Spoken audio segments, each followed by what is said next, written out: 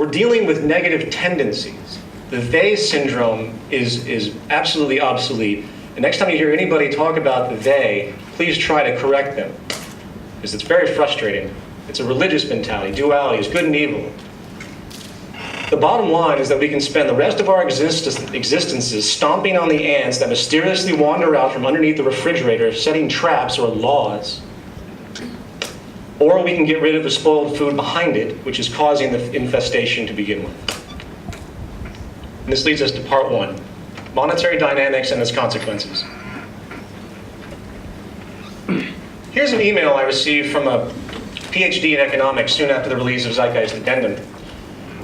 Dear filmmakers, my son presented me the first half of your film last weekend asking me my opinion of the opening section about the fractional reserve lending practices. I'm a PhD certified economist of 12 years and teach macroeconomics.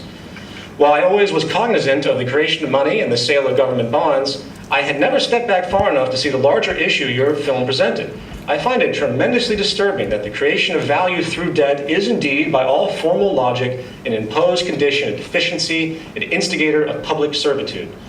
I'm not sure what shocked me more, the fact that this is true, or the fact that the many years of education I have had on the subject, the fact that after the many years of education I've had on the subject of economics, this reality never even occurred to me. While it seems counterintuitive to think that a person who should, by all social standards, be an expert in a given field due to their awards and credentials, very often, especially in the purely intellectual arena, such exposure to set established curriculum can really hinder someone's openness in a very powerful way. You become cognitively blocked from new ideas and realizations, which, if they're outside of the existing framework that you understand, then you have no chance of even realizing it. It's restricting your perception. Jacque Fresco, who dropped out of school at the age of 14, has a great example regarding this perceptual point. During the time that the Wright brothers were building a machine that could fly, expert physicists and engineers were busy writing books about how it was impossible for man to ever fly in any meaningful way. Apparently, the Wright brothers, who were bicycle mechanics, didn't read those books. In other words, creativity will always serve you better than just book smarts. So, with that in mind, let's step back and pose a very simple question about the economic structure we all live in. What are the lowest common denominators required to perpetuate a market economy? 1, human labor must be sold as a commodity in the open market. Outside of investment and inheritance, nearly all money is obtained through income, and income is derived from wages or profit in some form of employment. Therefore, there must always exist a demand for jobs or the economy cannot operate. 2, money must be continuously transferred from one party to another in order to sustain so-called economic growth. This is done through constant or cyclical consumption by virtually everyone in society.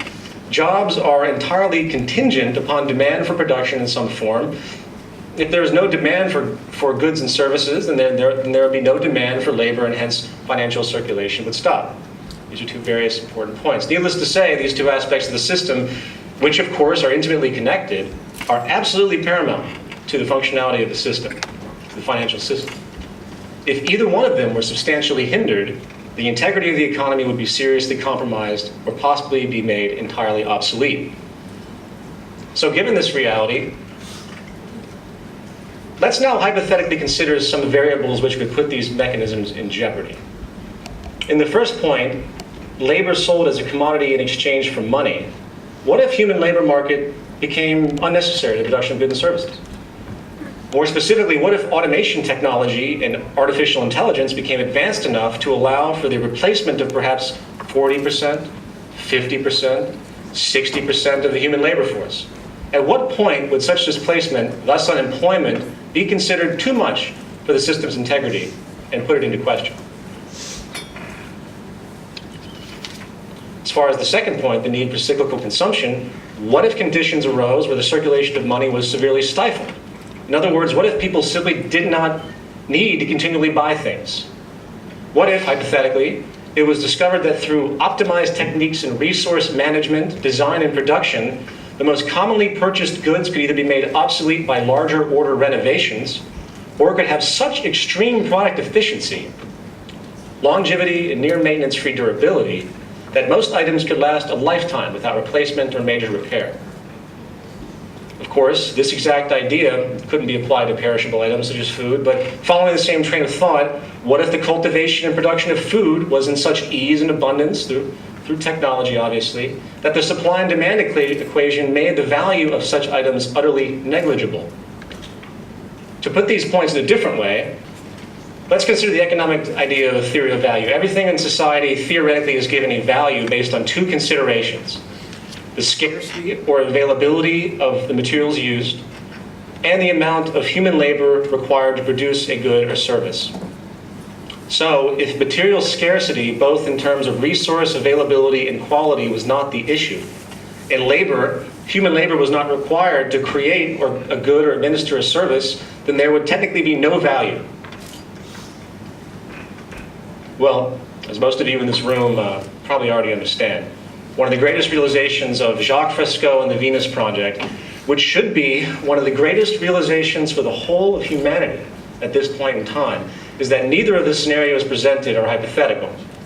Human beings are indeed being replaced, becoming obsolete, in other words, in the labor force due to advancements in production technology.